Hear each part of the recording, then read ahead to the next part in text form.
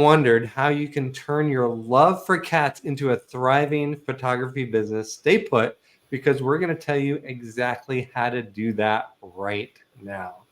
So, Mandy, I want to go into the business side of things. What advice would you give to somebody who just they love animals and just loves the idea of starting a career in cat photography? What are maybe the first steps they should take?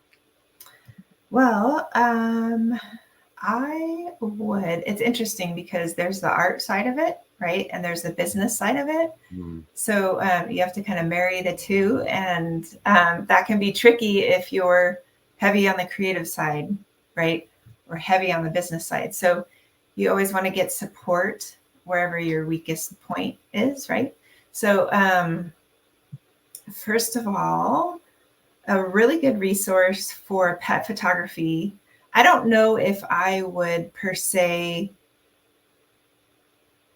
do just cat photography. I mean, somebody might want to, but the majority of my work is dogs, because I think, unfortunately, not a lot of people with cats think like, that this is possible. Like they don't realize like it's possible, it's not as hard as you think. Yeah, right. You can take a dog more places, probably, I guess. Yes, right. Yeah. Okay. Yeah. Well, maybe this is a good thing for somebody that wants to be a cat photographer is really think outside the box and be that one in your community that only does cats and specializes it. And if you, sorry to interrupt you, but if you had the most unique cat photos that anybody's ever seen, you can dominate that market. Yeah, exactly. So, sorry, go ahead. And I would say one of the main things is visibility. So it's really key to get out there. So you would want to work on your SEO, right? You want a website, and that gives all the information. That's search engine optimization for people that haven't heard of that. Exactly. Yeah. And then you want to get out in the real world. So connect with places where cat parents are, right? So where do cat parents go? So you usually want to work with a shelter, a rescue, and help them out, right? Because that's where you can get practice and also help them, right? So I've done that at a few different rescues, and yeah, that's important. And there's different models of business too. So you would want to get into that. So there's a friend of mine that started her business assisting photographers to build their business. So her name is Nicole Begley, and she has Hair of the Dog. It's called Hair of the Dog. And she has a great platform there to teach people all parts of this. So the art, the business, and all of that. So if somebody is truly interested in that, I would recommend them to get Nicole's help. So those are the first things off the top of my head. Yeah, and in this day and age, it seems like it seems like it is true that social media has kind of exploded. Right. How do you use social media to enhance your pet photography business, whether it's Instagram or another channel? So I do have a Facebook also, but Instagram is my favorite. And that's important too. So zero in on one and focus in on one. And then you can use it however you want. I use it just as a support. So people can go and see like, what is the latest thing I've done? Or like, that's where I have more reels. I do have some on YouTube also. I can send you that link, which shows the process. But yeah, social media is good. But again, like really getting out there in real life and being at, different rescues, shelters, maybe charities, silent auctions. You can help donate some things there. You can, go out to different events. That's key too. So, yeah. How do you, I know photography in general, I don't know as much about pet photography, but it seems like photography in general is pretty competitive. So if you're in Southern California, Mhm.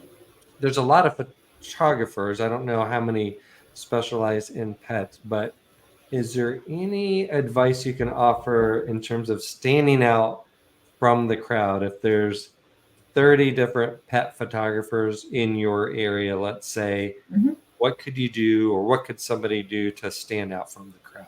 Right. So um, sometimes, I mean, people should know, sometimes people are just price shopping, Mm. or sometimes they will notice your brand. Like I've had people be like, oh my gosh, like can I work with you? I love your brand. I love what you know, what you're showing or whatever. Or sometimes people will contact me and they're just like, what's the price? So, you know, that's, and I truly, like, I'm not for everybody because I am an artist. So Mm. there are people out there who are just going to take the photos for you and just throw you some images on a disc. And for some people, that's great. But for me, it's just, I have all that art background. And so, like, I want to make sure that people print their images, their portraits, right? So they can enjoy them and they're not just like stuck on a thumb drive. So that's just one of my values. I guess that's important to me, but some people don't value that, and that's okay. Some people might be DIY, right? So they might actually take the photos and use them off the thumb drive and make their own album, which is cool. I still offer digital portraits too, but you know, I've been doing this for a long time, so I'm not the cheapest in town. And I do offer, like, when people work with me, I really like get to know them and really serve them. Yeah. Does that answer everything that you Yeah. had asked? Yeah, I think it's great. And I think, if we go and think about the old adage of business, that people do business with those that they know, like, and trust. Mhm. Mhm. Um, First of all, I'm guessing that referrals can play a key role. So if you've done pictures for somebody and they're happy with it, they may Yeah. share with another person that wants a photographer, and Mhm. really just kind of, to me, like, getting out there and making videos. Like, if I didn't know any, let's say there were 30 cat photographers in your local community and I didn't know anybody, but I saw that um, you make a daily Instagram reel and did a video, and I got to know you, and maybe perhaps you donate to a cat shelter, Mhm. a percentage of your proceeds, Yep. or you share your personal journey, Yep. and just your personal life. And if we Yep. really get to know you Yep. on that level, then I'm like, okay, I like Mandi as a person, and I think I want to do. And she may charge a little bit more, but her prices are worth it because she's really good. And I feel like I've gotten to know her just from the way she carries herself and on social media. And Yep. so maybe just kind of doing more things like that to stand Yeah. Exactly. Exactly. Yeah. And I do that I always post, I haven't been so good about posting reels lately, but I do always post to my stories, and I'm always posting my own pets and other resources to help them also, you know.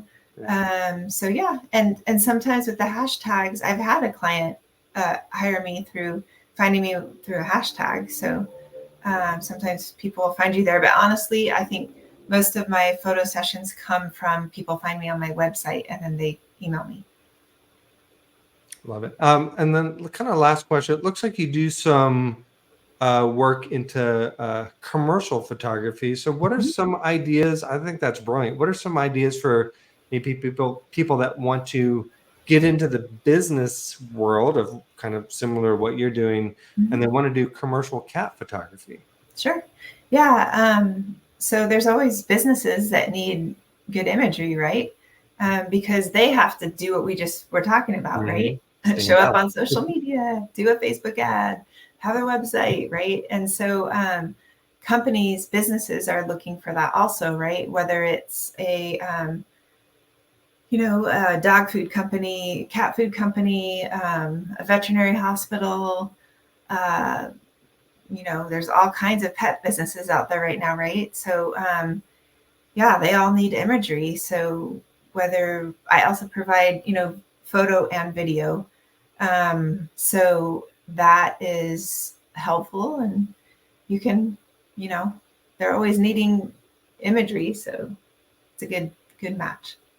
Yeah, that's definitely, and that I think that's kind of, we talked about think outside of the box. I think that is thinking outside of the box, because possibly normally if you think of like, hey, I want to start a business in pet photography, you might just be thinking of pet owners and their dogs or their cats. But like you said, companies need professional photo shoot pictures as well.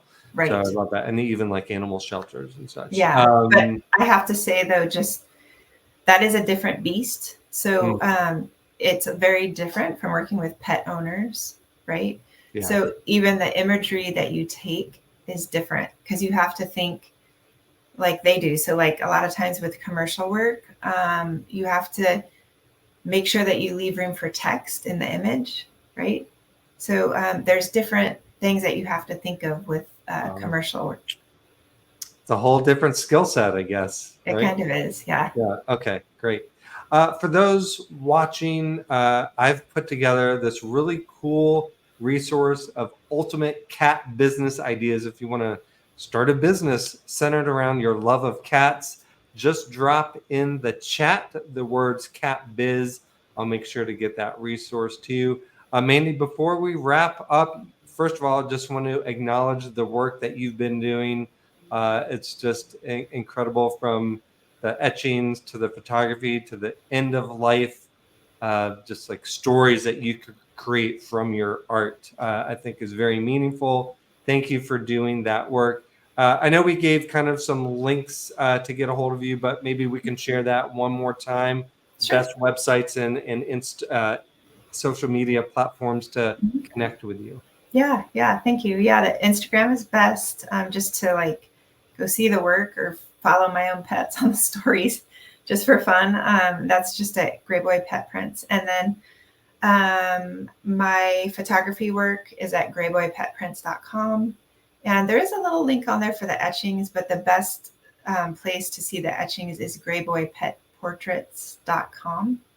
And that has all the different types I mentioned, the little nose etchings or the memorial etchings, right, with the paw print. Greyboypetportraits.com is the best for that. And then I should mention too, on the websites, I offer this one download, and it's all of my favorite picks for resources. So other podcasts that I love, I'll have to add yours. And I'm really, really passionate about pet insurance, having pet insurance. So I give some info there, and then a lot about pet loss and grief support. I give that there too. So when they go to either of my sites, probably more so the Greyboy Pet Portrait site, you'll see a little pop-up, and that's where you can get that from. Okay. And then, I send out occasional emails, not a lot, but they always have really helpful resources for pet parents. Awesome. Well, we love resources. Mandi, you have been amazing. This has been very insightful. I'm excited to just take better cat photos myself. Cool. And to dive in and email you my favorite picture of myself and Mia. Thank you so much for being a guest, Mandi. Thank you. And thank you everybody for listening, and thanks for having me here.